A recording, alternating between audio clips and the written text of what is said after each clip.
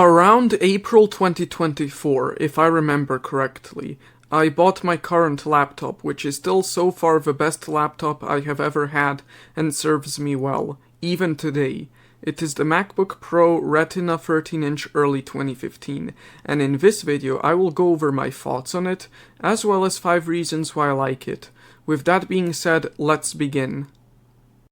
So, in terms of general thought and opinion, my MacBook Pro Retina 13-inch early 2015 is great and also modern. It has a base Intel Core i5-5257U Broadwell U processor with Intel Iris Graphics 6100 integrated graphics and 8GB of DDR3 RAM. It came with a 256GB SATA AHCI Apple Blade 12 plus 16 pin connector based SSD, and while that is faster than a hard disk drive which the unibody MacBooks tend to come with, it was still slower than NVMe, and 256GB of storage was simply not enough for me, so I did the one thing you can do on this model and upgraded it to a Samsung 970 EVO Plus 1TB SSD with the right adapter which comes from Syntec. RAM is soldered, so if you didn't get enough from the start, you're stuck with that config for the rest of the machine's lifespan. The i5 processor in this model is however a dual core, but it has a multi-threading, so that means it could struggle with more demanding tasks. But I have not been pushing my laptop enough to reach this point. Other than that, it's fast and also great for use in terms of searching the internet and even running virtual machines, which I tend to do. I use mine to run macOS and also macOS only apps like Xcode and Apple Configurator, and also Windows and Windows only software and games on a bootcamp partition, games like Team Fortress 2 and others like it, like Team Fortress Classic, because macOS is not compatible with it, and my laptop has not failed me thus far. Would I recommend it to others? Yes, because despite its age, it's still a great device and keeping up with the rest of the world in performance in 2026. Anyways, onwards with the 5 reasons of why I like it.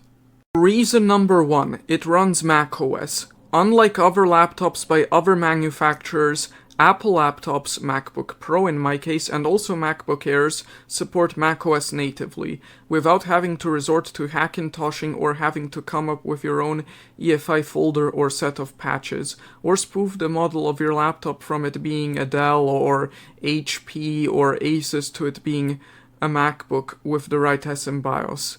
My model is a MacBook Pro Retina 13-inch early 2015, which means it's a MacBook Pro 12,1, and it ran macOS versions, officially that is, from OS X Yosemite 10.10 to macOS Monterey 12 natively, and even then, ignoring Apple's restrictions and supposed incompatibilities, runs macOS Sequoia 15.7.4 today through OpenCore Legacy Patcher. Now, if it runs macOS Tahoe 26.x, will depend on the OpenCore Legacy Patcher development team being able to support this model. They might release OCLP 3.0.0, but even if they don't, the fact it runs macOS Sequoia 15.7.4 is still great. Being able to run macOS means being able to run macOS-only applications and be better connected and integrated with the Apple ecosystem, and would allow me to back up my iPhone as well as share things to others via AirDrop, and develop for Apple platforms with Xcode. So for this reason, I like my laptop better than I have any Windows-based PC laptop I have experienced using thus far. Reason number 2. It can also run Windows and any other operating system that you install on it. The benefit of my Mac model being an Intel Mac versus an Apple Silicon Mac is that aside from it being able to run macOS, it can also run any other UEFI compliant OS, which means it can run Windows or Linux, and in my case Windows. In macOS, Apple even provided a utility called bootcamp.app to help you install Windows on your Apple-branded laptop or desktop on a separate partition for it. Officially, it runs up to Windows 10, but that is because of Microsoft's system requirements, which are in my opinion too strict and also baseless, and the bypass of which will be the topic of another video. However, I got mine running the latest version of Windows 11, which is the 2025 update, and it runs flawlessly on the system. All of my Windows-based software and Windows-exclusive games like Team Fortress Classic and Team Fortress 2, as well as development software like Visual Studio 2025, run well. So when it comes to Windows, it treats it like any other Windows laptop, and Apple provides bootcamp drivers for it, making it, in this case, a very fast and snappy Windows laptop, still capable in 2026 and still perfectly usable, as it was in early 2015 when it was released. Reason number 3. It has upgradable internal storage. Most versions of this laptop came with either a 128GB or 256GB SATA AHCI-based Blade SSD. There were some rarer and higher-end configurations that came with 512GB of SSD storage or higher. However, mine came with the 256GB SSD configuration, but it was not enough space, if you included the space requirements of Boot Camp. I had both macOS and Windows split equally, which meant having around 100GB partitions each for both, which is not a lot of space for either, and as a result I was constantly running out of storage and had to manage it, with around 80 to 90% of storage being used on both partitions, which means there was very little free space. However, the good thing about this MacBook Pro, unlike more recent ones, is that the storage is upgradable and removable instead of soldered to the logic board, meaning that when it was time to upgrade, I was able to simply buy a regular 1TB NVMe SSD and an adapter for the Apple proprietary SSD connector on the logic board, and simply swap out the old 256GB Apple SSD for the newer 1TB Samsung NVMe SSD and reinstall macOS and Windows on it. This feature is great because it means you can buy any storage configuration of this model, and if the storage is not big enough or if it's too small, basically the same thing, you can change it yourself without requiring you to buy an entire new laptop or replacing the entire logic board. Sadly, newer MacBooks do not support this, and the last one that supported this feature was the 2017 13-inch MacBook Pro with the two Thunderbolt 3 ports. The one without the touch bar. Reason number 4. Good port selection and support for legacy ports. The MacBook Pro Retina 13-inch early 2015 was one of the last few models that was released by Apple before they started removing all of the ports and replacing the few they kept with USB-C and Thunderbolt 3 and newer versions like Thunderbolt 4 and 5, which was only partially reversed with Apple Silicon MacBook Pros starting in 2021 onwards.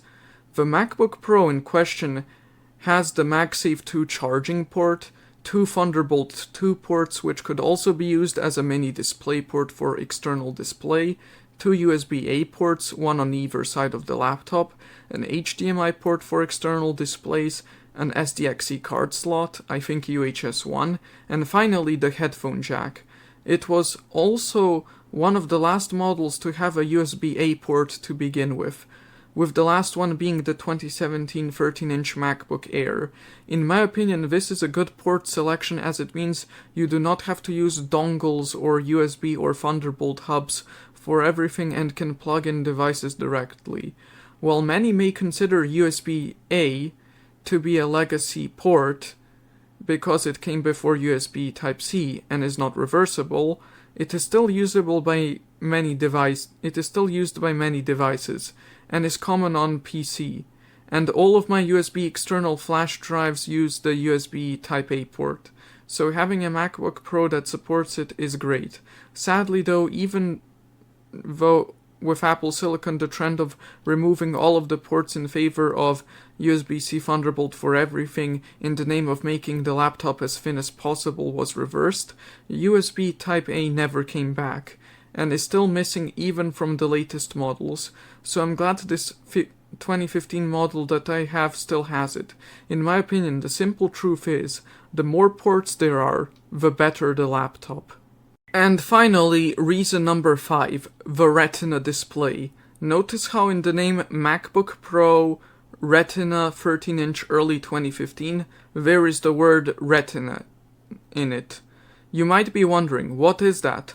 Well, in simple terms, it means the MacBook Pro I have is part of the Retina generation of models, which came with the Retina displays, which are far sharper and better to look at and way more pixel dense than the previous generation of MacBook Pros and even most PC laptops, and thus with greater resolution and more pixels.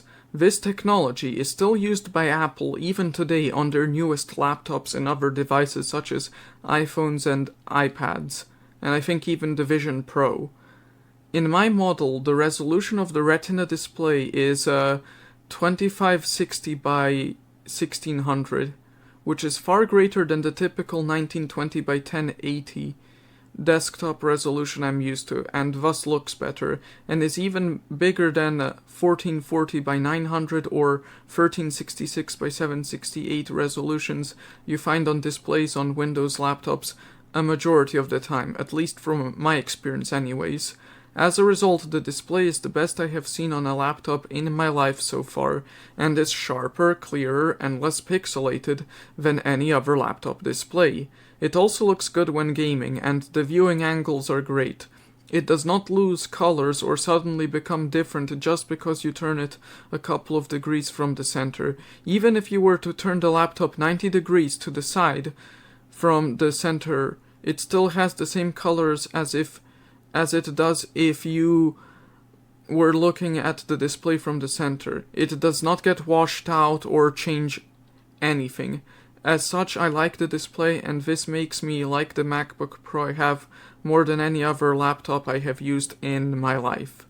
So, to summarize this, the 5 reasons why I like the MacBook Pro Retina 13-inch early 2015 that I have are that it runs macOS as well as being able to run Windows and any other operating system natively, which includes Linux and or BSD, and that it's one of the last few models that has an upgradable SSD, and that it has a good port selection with USB-A, something not seen in any modern MacBook Pro released since then, as well as having a great display for a laptop that surpasses those seen in most Windows laptops that I have used.